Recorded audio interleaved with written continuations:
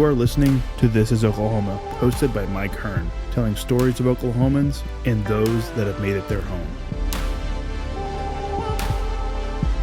What's up, guys? Welcome back to another episode of This is Oklahoma Podcast. Mike Hearn here, your host, back with another episode. Excited to share this episode with you today, but before we do, I've got to thank our sponsors. First of all, the Oklahoma Hall of Fame. They've been a huge part of this podcast for the last few years. So the Oklahoma Hall of Fame have been sharing Oklahoma's story through its people since 1927.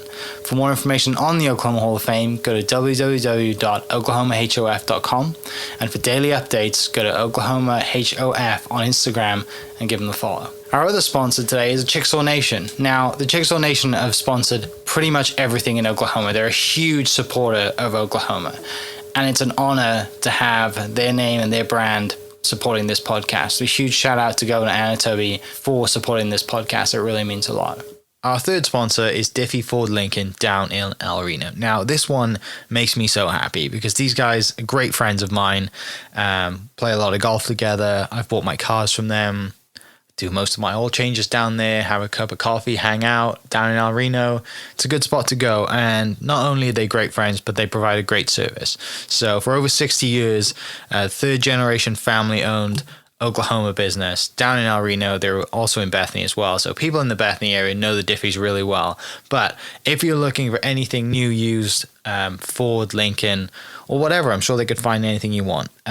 Check them out, diffieford.net, and then on Instagram at diffiefordlincoln. What's up, guys? Welcome back to another episode of This is Oklahoma. Mike here, host, back with another episode down at the Oklahoma Hall of Fame today with 2023 inductee, Mr. Jay Mays, or from hometown of Maysville. Jay, thank you so much for flying in for this induction ceremony. I know London is home. We've got plenty to talk about that, and I grew up watching Top Gear in the UK, and I love cars. I don't know how to work on them. I definitely don't know how to design them, but as a kid, I'm sure I drew many red cars, as every kid does. The first car they draw is usually a red one. Doesn't necessarily have to be a Ferrari, but it's a red one. But I'm excited to dive into your story today. Looking forward to hearing about you and your journey, and congratulations on being inducted. It's a huge honor. Thank you. It is a tremendous honor. Yeah. What was that moment when you got the call? Let's start there. Well, I was saying to my wife, Carrie, that I feel like this is sort of going to be the longest distance traveled award, not because she and I were going to fly over from London to be here, but because somehow a kid from 30 miles down the road that wanted to draw cars instead of doing homework finds himself in a position getting a Oklahoma Hall of Fame award. And I thought, how in the heck did that happen? So here we find ourselves. Yeah, amazing. Well, and it just goes to show, and the beauty of the Oklahoma Hall of Fame is stories like yourself. There's so many like that of kids that grew up never dreaming of, having a job in something that they found as a hobby as a kid. And now you've done this for a very long time, and obviously very good at it. Yeah. So let's start there then. Hometown, growing up, what's family like? Brothers and sisters? I had one brother. That was it. But probably the three influences on me were my crazy grandfather S.J., who I was named after, my dad, and who was Tommy, and my brother Joe. And both my dad and my brother Joe knew that SJ was crazy, but I found that out only later, looking back, thinking about what we used to do. So there's probably not many 9-year-olds in Oklahoma or anywhere else for that matter that learned to power slide a car around a corner in the snow. And I did. And as you can imagine, at 9 years old, your feet don't yet reach the pedals of the car. So you have to imagine that I was wedged between grandfather SJ and the steering wheel of his 63, I think it was an Oldsmobile Rocket 88. And I would steer, and he would work the accelerator pedal. And it was probably the best and, by the way, the most terrifying thing that I've ever done to this day. But it was just absolutely great. Yeah.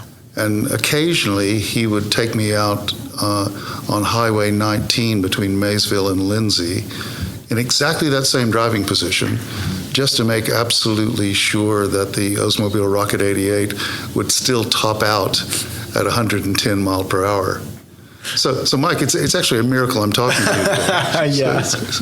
All the things you go through as a kid, you think, how did I live through that moment, right? Especially back, then. And like I'm 33 years old, and even the things that I grew up doing, like health and safety, would like have a fit at now. I can't imagine what it was like, back then with no seat belts and. Well, you didn't think anything about it. No, you don't. It's just normal, right? It was.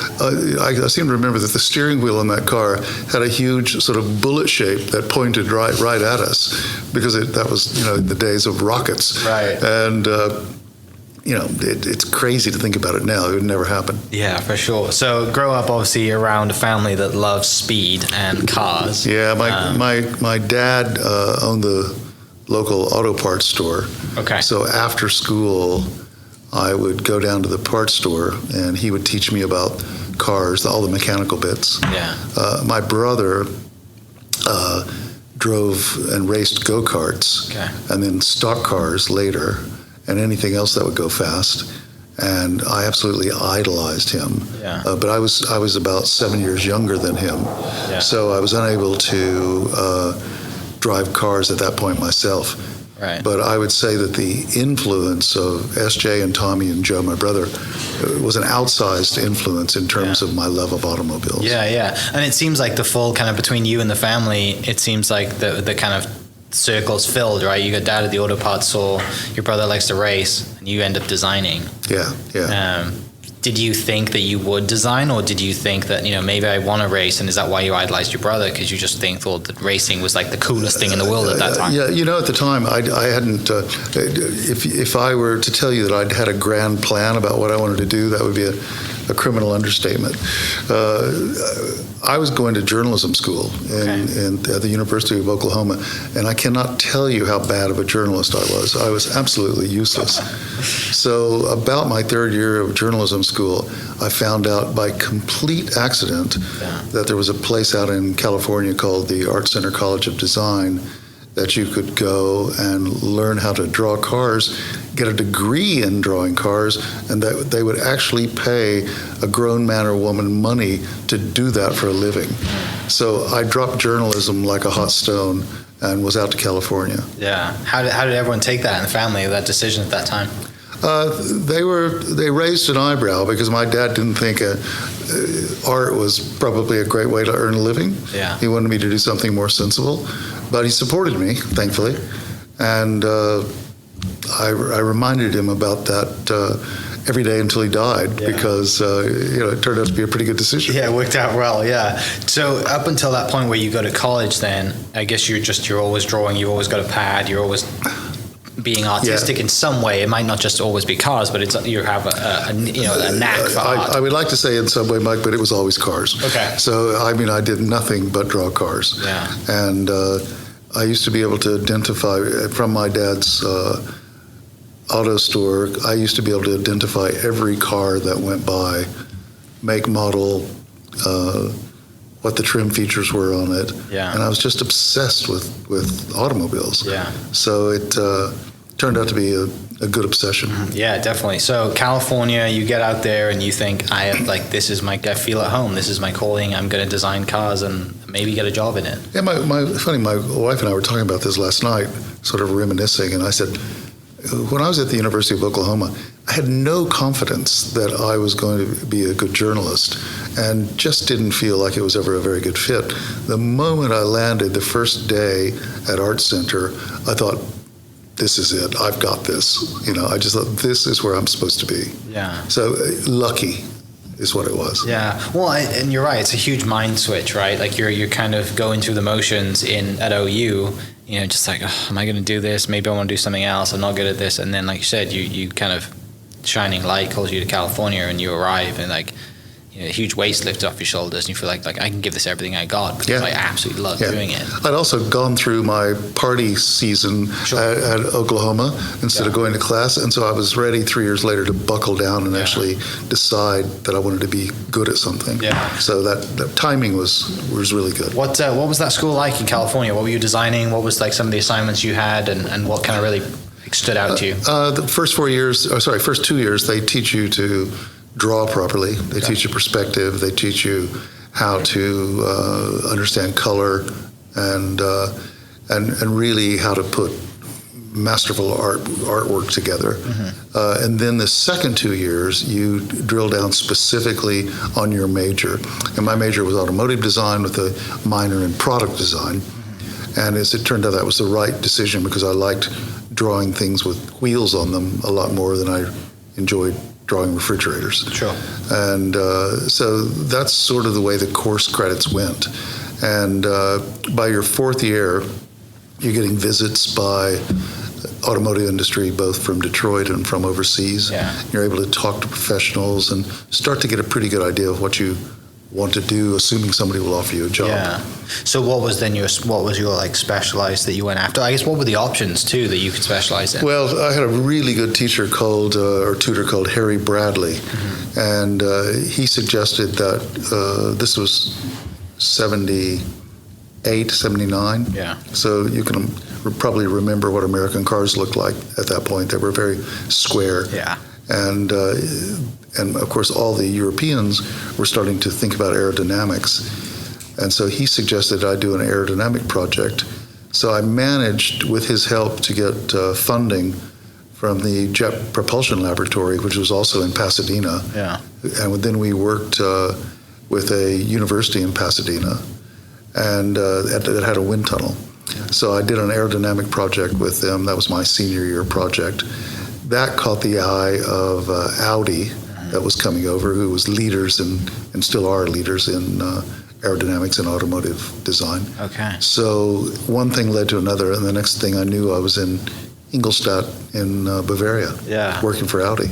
Yeah. Wow. And I have a friend of mine from Wales. He worked at Swansea, and there was Swansea University. There was an automotive design there, and I remember he went to like Recaro, then to like Barcelona for something, and he worked for Lamborghini for a little bit designing seats, and he is now in Montreal working for Air Canada designing seats. He came to the States. He was in Dallas working for someone, but now got but he's always been in the seat world, right? Yeah, but everybody's got an expertise. Yeah. You know? And I've got friends that worked, a woman, Laura Blossfeld, that worked at Porsche. Her specialty was seats. And she did for 10 years all the seats for Porsche. Yeah. You know, so some comfortable seats. Yeah, really. And good looking as well. And great looking seats. Yeah, those carbon fiber bucket seats could sit in my front room as artwork. They look beautiful, those one-piece seats. But so it takes you to Bavaria. Yeah, and that was a bit of an eye-opener. So I'd never been overseas. The first time I'd had a passport in my hand. Yeah. And that would have been 1980. How old were you at that point? I guess I would have been about 26, okay. 25, 26. And I had this definite idea. I did not want to go to Detroit because I didn't like the way the cars looked. Right. And I really liked the way German cars in particular looked. So when the offer from Audi came, I thought, I'm going to go do that for 2 years, just get some Europe out under my belt. And then 15 years later, I found myself the head of Audi Design. Yeah. So, I stayed on. And, it was one of those life-changing events that the culture that you're in ends up influencing the way you think. And that was a major growth period for me in terms of my design ability. When I think of Audi, obviously I think of the TT, which you had a lot of involvement in. I think of Group B Rally as well. Yeah. Right. When I was first joining them, the month before I joined, this was 1980, they had just introduced the Quattro, the what they call the Ur Quattro. And first time they had four-wheel drive. And then they got into rally racing, and Michelle Mouton was a masterful driver, and she got a lot of press not only because she was a woman, but because she was winning races with Quattro. And so that's where I got very, very excited about racing as well. And then we went on to sort of start to understand, well, what does four-wheel visually look like? Four-wheel drive visually look like? Right. And you want to put the emphasis in the design of the exterior on the wheels, and that's what we did. And that influenced the next, I guess, 3 generations of cars. Yeah, when that Quattro came on the scene, it just dominated World Rally. And the state of World Rally at the time, when you watch the videos of these cars just going through crowds at 100 mile an hour, and you're like, this is insane, dangerous, very dangerous, and like there's stories of like, at the end of the race, like the co-drivers are like pulling fingers out of the fins of the car because like it would take fingers off the space. I mean, it's insane how like unsafe it was. Yeah. And you can't imagine what the drivers are thinking at that time. That's terrifying. You're right. Terrifying is a great word for it. But it's exciting for you to be during, around that, and obviously you grow up, watching your brother race, and Dad did the auto parts store, and now you're kind of in the center of design, and you're in Europe as well, which I guess at the time everyone sees European cars as like a bit more, let's say more aesthetically pleasing than some of the American cars. Yeah, right? I think you put that very, right, very, very politely. subtly. Yeah. But yeah, and obviously like American cars generally are designed to go straight and fast, whereas it seems like the Europeans know how to go around a corner and want to have more corners to go to, mountains and snow and all the other stuff that you got to think about when designing. What was your like best, I guess, memories of Audi then? Over the 18 years? Well, I think arriving there just as the original, what they call the very aerodynamic Audi 100 came out, and that was a milestone. And then we did, between 1980 when I arrived and 1994 when I left, I guess we got through 3 generations of cars. So probably the 3 cars, and by the way, I left in 94, but we had just designed the TT, which didn't come out until 98. Yeah. So my 3 favorite cars that I was able to work on would have been the original Audi 100, the second generation Audi 100. I worked on a concept car called the Audi Avus, which was a 4-wheel drive sort of homage to the Auto Union racers from the 30s. And this is just complete serendipity, but at the time we released that car was just after the Berlin Wall fell. Wow. So it was the first time in however many decades that the Germans were able to look back over their shoulder and think about something other than their horrific past politically.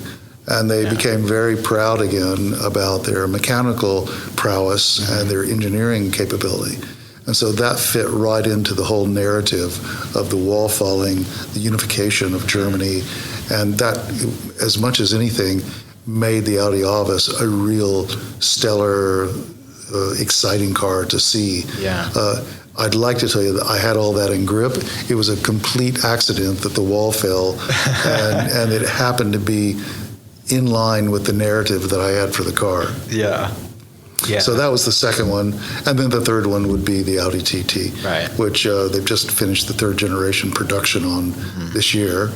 And I hate to see it go, but I think that was kind of a game changer for the industry. No, I agree. And it's probably mad, for you to look at what the car is now and the amount of power they put through those cars now.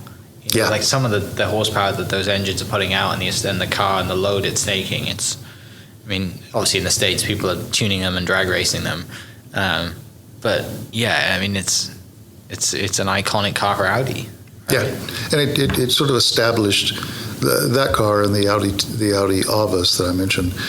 Both those cars established what I would call the design DNA of Audis, and that's pretty much intact now, all these years later. Yeah. So whereas I always feel Mercedes and particularly BMW have sort of gone off the rails, an Audi still looks like a German car, and that's precisely the appeal. Yeah. Then I don't know what BMW are doing right now with that front grille that they decided to bring back. That looks horrendous, which also looks a lot worse in the UK because you have to have a front license plate on it. Out here it doesn't look as bad.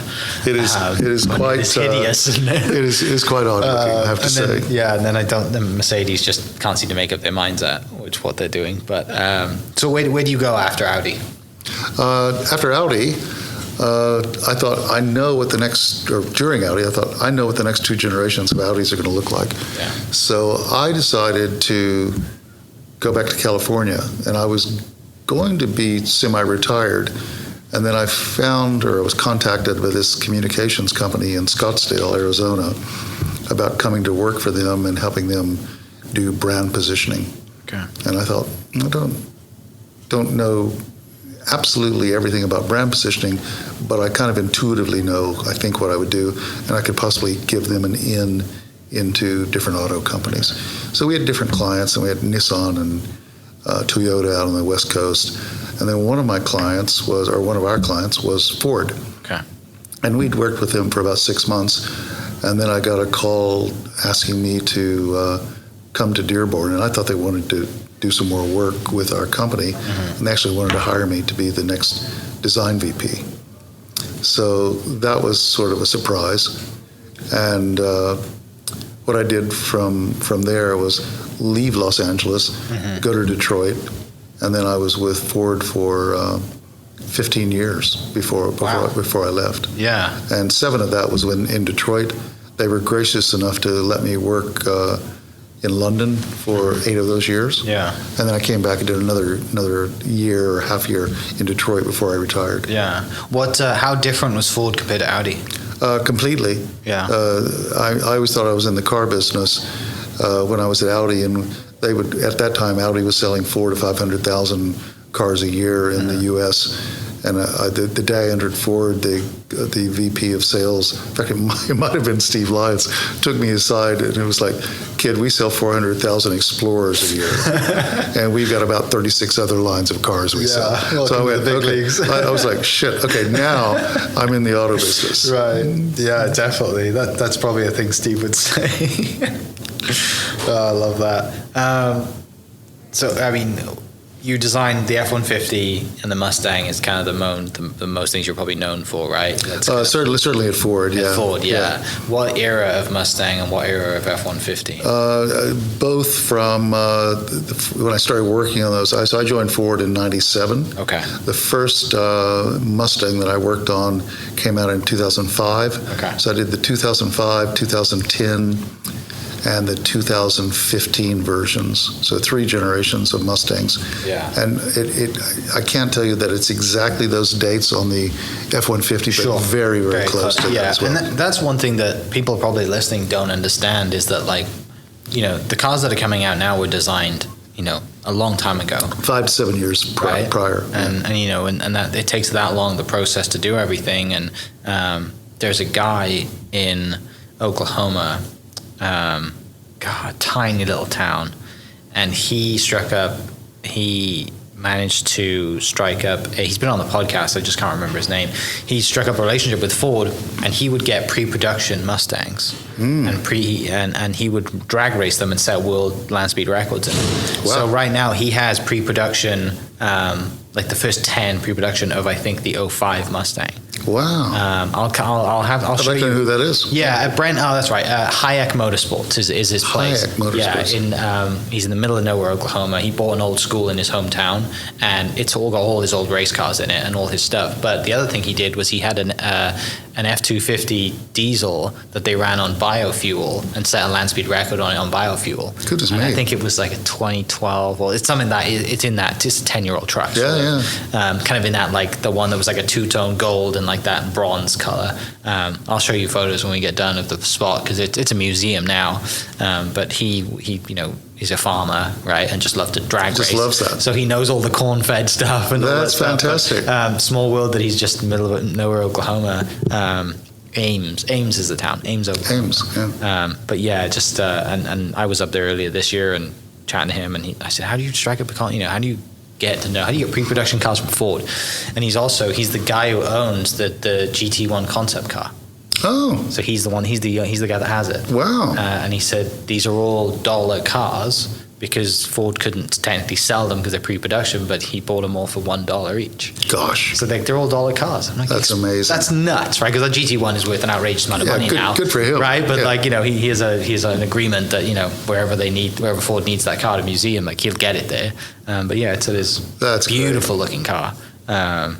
It was obviously, yeah. I mean, only again, small world Oklahoma, right? Yeah, you never know what's think? there. Yeah. So Ford seems like, the big leagues, great experience, a lot more scale, and a lot more. You're selling a lot more cars, and but also that leads to, by producing at that scale, I mean, inevitably there's going to be problems, right? When you're producing that many cars.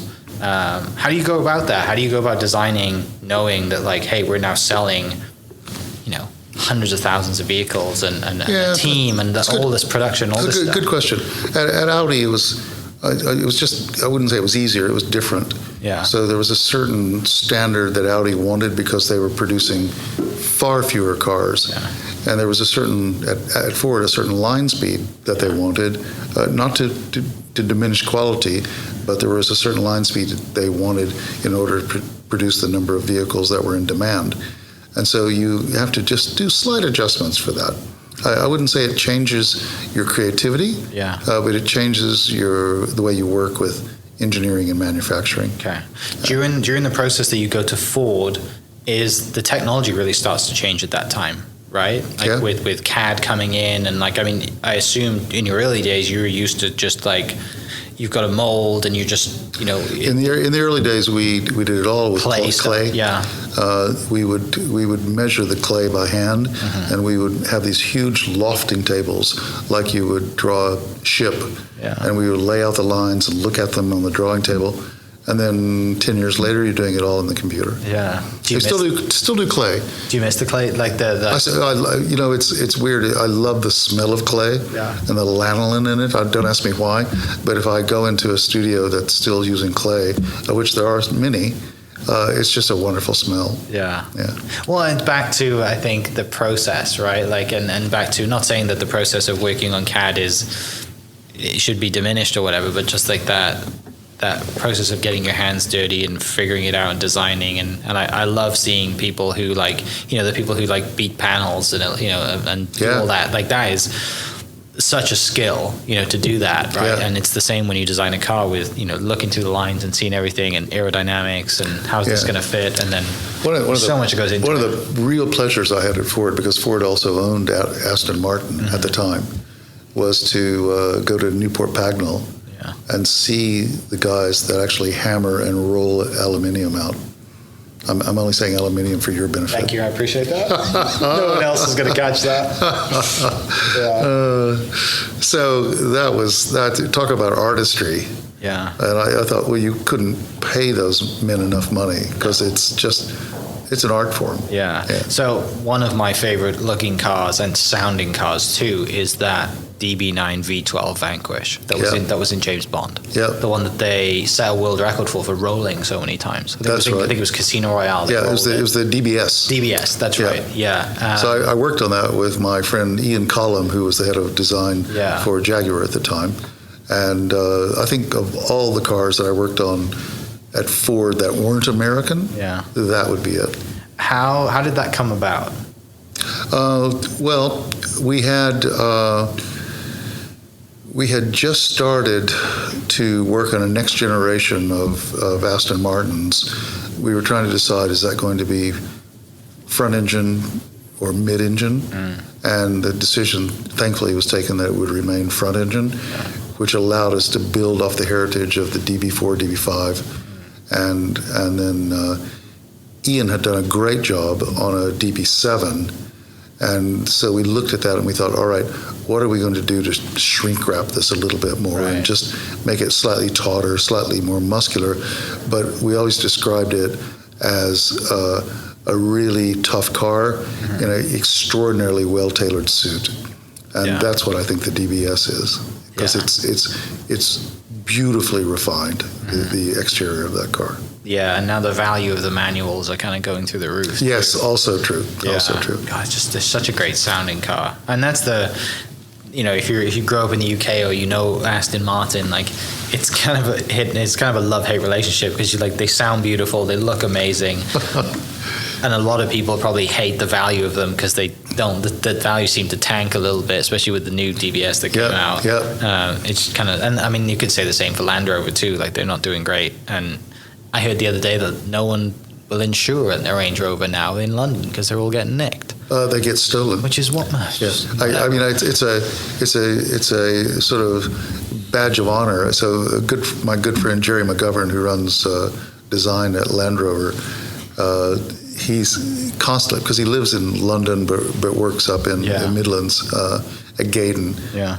And even his has been stolen. And when I was still with Ford, we had just taken delivery of a new Range Rover, and it lasted exactly one day in London, and it was gone. But I think that's part of the deal of owning a car that's so popular. Yeah. Is Jerry's son Phil McGovern, who started Caffeine and Machine? No. Okay. No relation. Have you been to Caffeine and Machine? No. You know what it is? No. So Caffeine, it's in the UK. Caffeine and Machine, it's like north of the Cotswolds in kind of like perfect kind of F1 area, great driving roads. It's an old, he used to work for Jaguar Land Rover doing advertising stuff. And he came up with this concept called Caffeine and Machine. And he basically bought an old bed and breakfast with like 15 acres. And they've turned it into a mecca for cars. Wow. And so, it's called Caffeine and Machine, and it's just a home. They have the theme nights. They have, it's a full bed and breakfast. You can stay the night. There's a bar, restaurant. And everybody loves cars. It's unbelievable. That sounds nice. It's just that name. I was like, I've heard that name before, and the guy who runs it, his name's Phil McGovern. Yeah. No relation. As far as I know, no relation. Yeah. So that's amazing how all that works out. So. Was there a time designing the when you're working on DB9 and the DBS thinking like, I feel like James Bond here. This is one of the coolest things in the world to work on. Aston Martin. We absolutely. You always have a sort of a muse that you use, and of course it's James Bond. It's not going to be anything else. And that happened to be in the middle of the Daniel Craig. Well, actually, it was actually the bridge between the Pierce Brosnan and the Daniel Craig era when we started working on it. But by the time Daniel Craig rolled the car, or the stunt double rolled the car, then it was Daniel Craig as James Bond. Mm-hmm. And you're constantly thinking, well, where's the Broccoli family that control the James Bond franchise? What are they going to do with this? And they gave us a little bit of information, but they didn't tell us exactly what the next James Bond was going to be. So you always have to imagine that car pulling up, and he's pitching the keys to the valet of whatever hotel he goes to. And we just about got that right. Yeah. But it was, again, serendipity that car and Daniel Craig fit together quite as well as they did. Yeah, definitely. Is there a specific part of a car that you love designing more than any other? Like, is it the front? Is it like the side? I mean, is there one that just like you think? I don't enjoy it more than any other, but the most important part of the car is the face. Okay. Because that's how most people within 2 to 3 seconds will decide if they like a car or not. Yeah. The second piece is the profile, whether it's beautiful and balanced and flows together. Yeah. And you have something I call sort of like the first view, which is maybe 50 to 60 yards away. You can see a car, and you see the profile, and you start to understand sort of how it sits on the ground. And then you have a showroom condition. So you've walked up to it, and now you're looking at details and the jewelry and how refined and resolved the car is or not. Yeah. And that's sort of the way everyone designs a car. Mm-hmm. Some better than others. What's like your process for drawing, inspiration? I guess, you talk about the aesthetic, and you talk with the Aston, it was like, this is designed specifically kind of thinking James Bond in mind. Like, obviously not every car is as special as an Aston Martin with a figure like James Bond to kind of tie into. What is that kind of process then of, if someone says, hey, we need to design a new car, like? It depends what you're designing. Yeah. Clearly. It's easy with an F-150. Mm-hmm. There's any number of narratives you can pull up. It's all roads go west. It's the Marlboro Man. It's Cowboys various. There's a lot of cowboy hats involved. If it's a Mustang, it's Steve McQueen. It's Carroll Shelby, and I always say any Mustang that you want to design is always going to be more popular if it says Carroll Shelby on the side of it. Yeah. So those are things that you can't help it. People make an emotional connection between the car that they've seen in Bullitt, the car that they've seen in Gone in 60 Seconds, the car that they've seen Carroll Shelby talking about on TV, or did see Carroll Shelby talking about on TV. Mm-hmm. That is all connected into how people feel about an automobile. And then you get something that is sort of box standard transportation in the Ford Fusion, Toyota Camry class, and you have to invent a narrative around that. And what are you going to make that car say to people that will inspire them to think, I'd really like to have that? Yeah. I have a Fusion. Yeah. And I joke with people that it's got an Aston Martin front grille on it because it looks very similar. Well, it does, and that was we had divested Aston Martin by that time, and we knew it had a little bit of Aston Martin in it. Yeah. But the goal of that design process was to make that car look $10,000 more expensive than it actually is, and I think we got there on that. Yeah, I've been so happy with mine. It drives great. It's so smooth, and it'll be something I'll drive until the wheels fall off it, which hopefully is a very long time. So over the years, you must have had some great company cars. Yeah, I was very fortunate to have a couple of Aston Martins, Range Rovers various, Jaguars, and quite a few nice Mustangs as well. Yeah. So Shelby GT350s. One of my favorite cars. And, you can, and you don't keep them long. You're constantly trading them out and testing them for the company and giving feedback, and also analyzing what's working on the present generation that you want to try to improve on the next generation.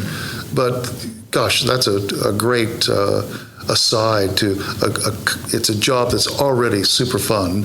And oh, by the way, one of the perks is you get to drive marvelous cars. Yeah. So the Shelby GT350, I've always loved, because I grew up driving stick in the UK, and the new 500 obviously went to paddle shift. And the 350 went, has always been a manual.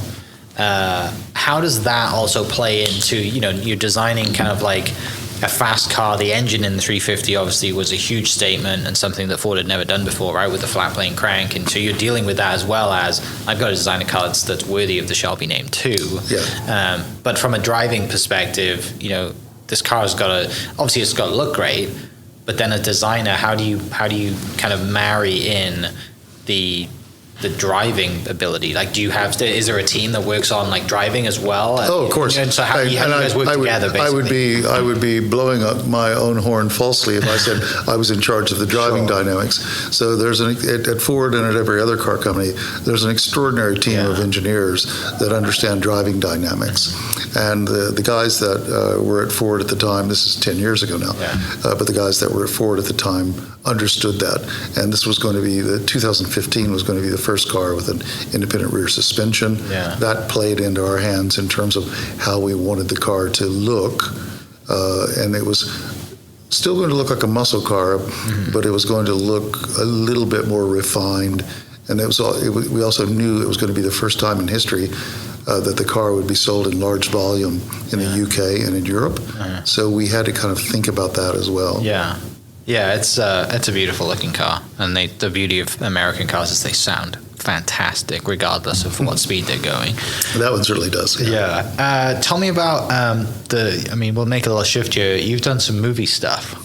Yeah. How does that come about, and what is that like, getting a phone call saying, I want you to design a cartoon car? Well, it didn't actually, if it had only come that easy. So I was still head of design at Ford, and John Lasseter, who was at Pixar at the time, and the Pixar team contacted us, and they also contacted General Motors and contacted what was then Chrysler, and wanted to come by and visit studios. And don't ask me why, but they were rebuffed by both Chrysler and General Motors. And I said, absolutely, come over, we'll open the doors to you. And John and I became pretty quick friends. And so we did a lot of work with them on the first Cars movie, just to give them a feeling for what automotive design looked like. As it turned out, designing a car and making a movie is a very similar process. It's about a 7-year process, particularly for animation, and a lot of what you do ends up on the cutting room floor. So there's a lot of mistakes that are made in designing a car that the public never sees, and as you can imagine, there's a lot of mistakes these days digitally on movies that the public never sees. But we would spend hours talking about the similarities. So when it came time to finally bite the bullet and do the first Cars movie, they brought me in as a consultant, and I got a credit on that, which I was delighted about. And then John went on to become not only the head of Pixar, but the chief creative officer for Disney Pixar. So at that time, he brought me in a more complete capacity. First to work on Big Hero 6, which I don't know if you would know that film or not. I don't remember that one. But I did a little bit of work on the robot in that film, which was kind of the lead character. Yeah. But where he really wanted me in on the ground floor was on Zootopia. Okay. And so I had left Ford by that time. And so what he did was send me what looked for all the world, Mike, like a police lineup of all the characters he needed cars designed for. Yeah. And of course they took me through the what the story was going to be, and Bunny Hops was going to go from a meter maid to a detective, and all of that was fascinating. But the police lineup was cars that I had to design for everything from a 2-inch high field mouse to a giraffe at the other end. And of course, all the animals walked upright and spoke English.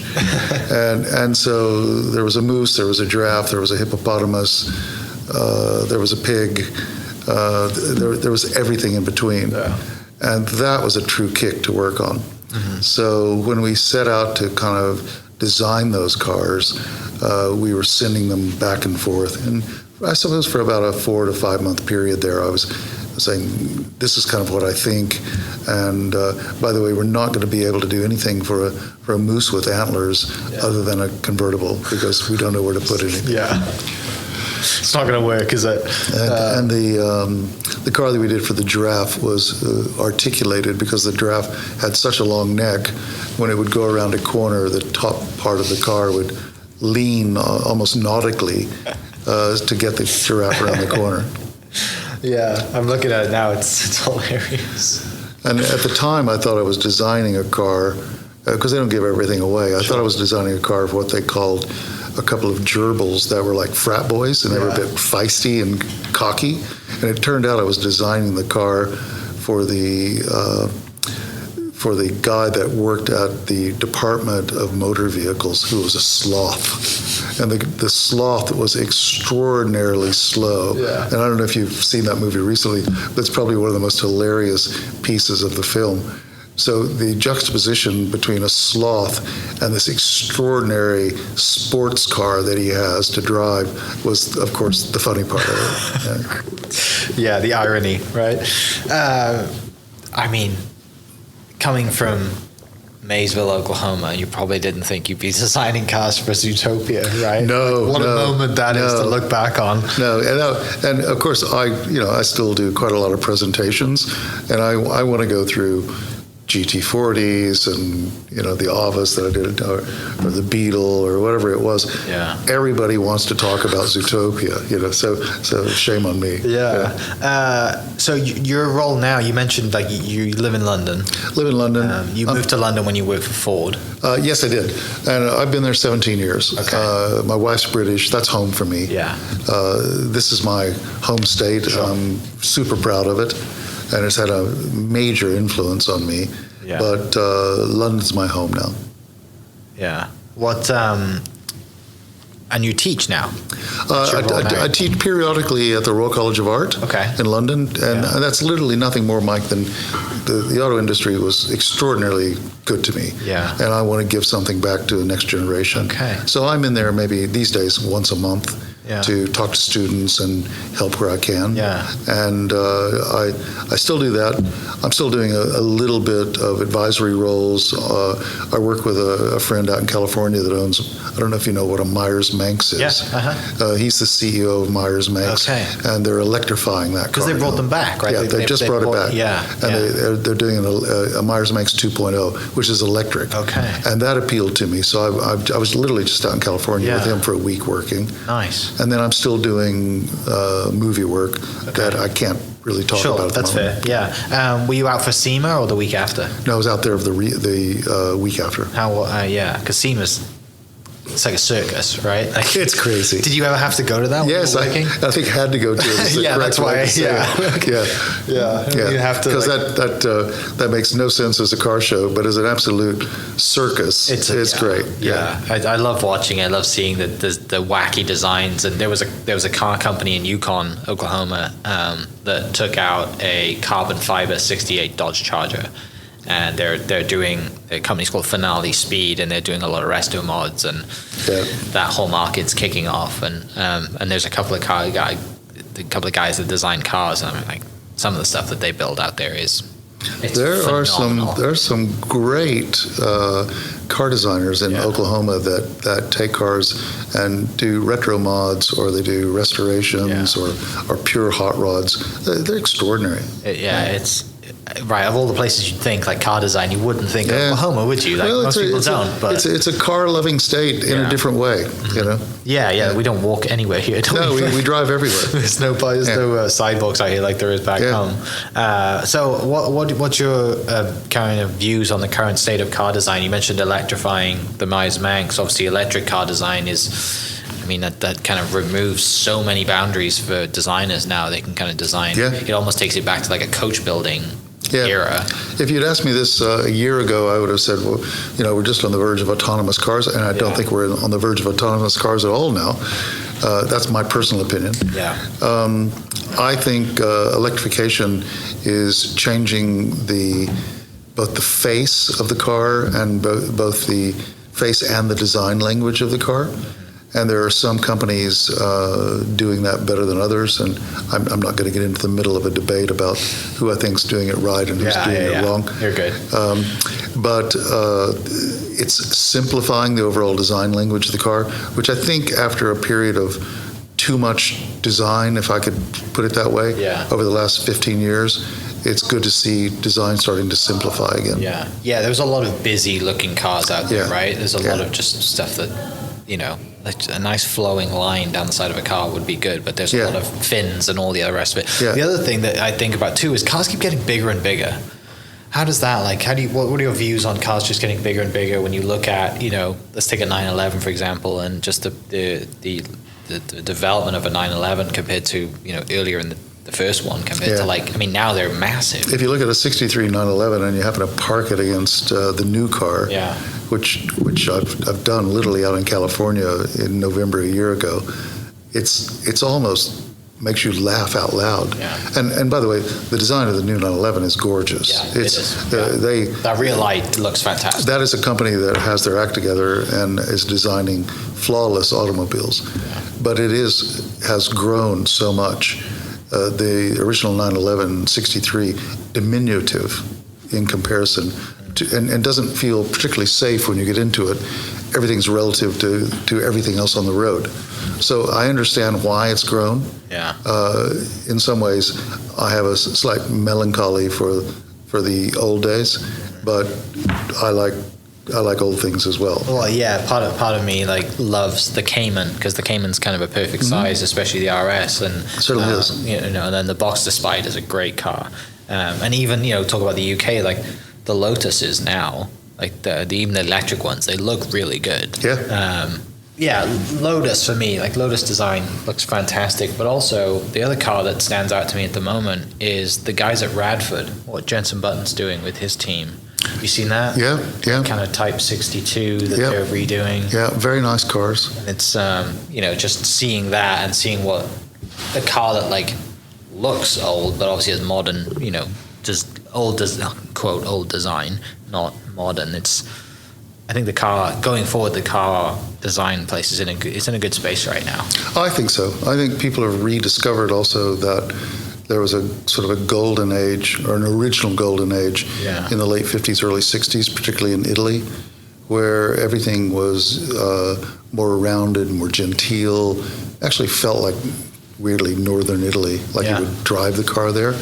And even Ferrari are sort of circling back on that and understanding what the appeal of that was. Yeah. And it's somehow, in most people's psyche, connected back to the narrative of cinema in those days, and just feels a bit more glamorous. Yeah. So you're seeing, although simple forms, you're seeing very rounded, appealing forms, and I think that's the right way to be, at least at the moment. Well, and recently the 1962 GTO sold for $50-something million. And rightfully so. It's such a beautiful car, such a good-looking car. It's a masterpiece. Unbelievable. Finishing up then, something fun. If you could drive one car for the rest of your life, what would it be? Gosh, that's a tough one. So when I left Ford in 2014, I put a GT350, one of the first few that was made in actual 2015, and then it started mass production in 2016. I put one in a garage in a friend of mine's, or a warehouse in just outside of Detroit. I've never seen that car. I just know it's there because he sends me photos. And so that's a car that I'm going to drive for the rest of my life. The only dilemma I've got, Mike, is that I don't know where to put it in London at the moment. And the gas prices in London are through the roof. I'm going to go visit it, but at some point I'm going to pick that up, drive it out to California, and give it to my son. That's amazing. What color is it? It's the GT350 Mustang. Yeah. It's got 5-speed. Yeah. It's got the flat crank. It's got the racing interior, so it's very stripped down on the interior. Yeah. Is it the R? Yes. Okay. And so carbon fiber wheels. Yeah, it's got all of that. No back seats. Yeah. And so it's absolutely pared down to be a serious race car. Amazing. And it's not something that's really set up to drive around on the road, but it's certainly something you want to look at. Getting in that car, where I drove a 350. One of the sponsors of the podcast is a local Ford dealership here, and they had one, and I took it out for a day. And no matter what speed you're going, I just smiled constantly. Just like the sound of it, the feeling. Is yours in like that heritage livery, like the white? It's in a color that it was only done for 1 year, called Avalanche, which looks like primer gray at first, and then you realize it's actually a very sophisticated light pearl under it. It's got black livery with very small orange pinstripes down the 2 stripes on the outside, and black interior, obviously. So white stripes or black stripes? Black stripes. Black stripes. Yeah. God, it's such a good looking car. It's a nice car. I cannot wait to hear how the travel from travel across the country to give that car to your son is going to be. That's going to be fantastic. That's a couple of years away, but it's going to happen. It's going to happen. That is awesome. What, for you, over your design career and over all the cars that have been designed, doesn't have to be one of yours, what is one car that you wish that you could be able to put your name on? Oh, that's a good question. That's a very good question. Thank you.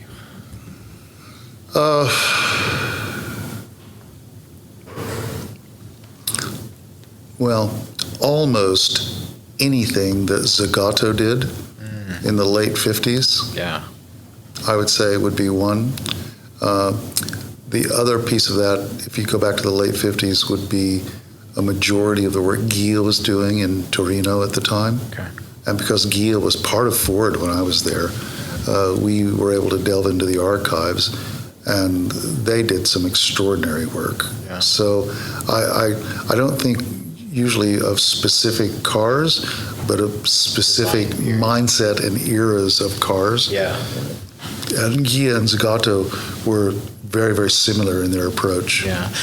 Last question. What do you think about the current state of just the hypercar market, and not the market, but just the current state of hypercar design? You think of Zenvo, you think of Pagani. what Christian Koenigsegg is doing is just mind-blowing. Yeah. You know, the Bugattis that are coming out, like what, because they're the poster cars, right? There's the cars that, you know, like the Countachs, you know, or like the F40s. That's the next generation. It's the next generation, right? Yeah. So they're the poster cars people are growing up at.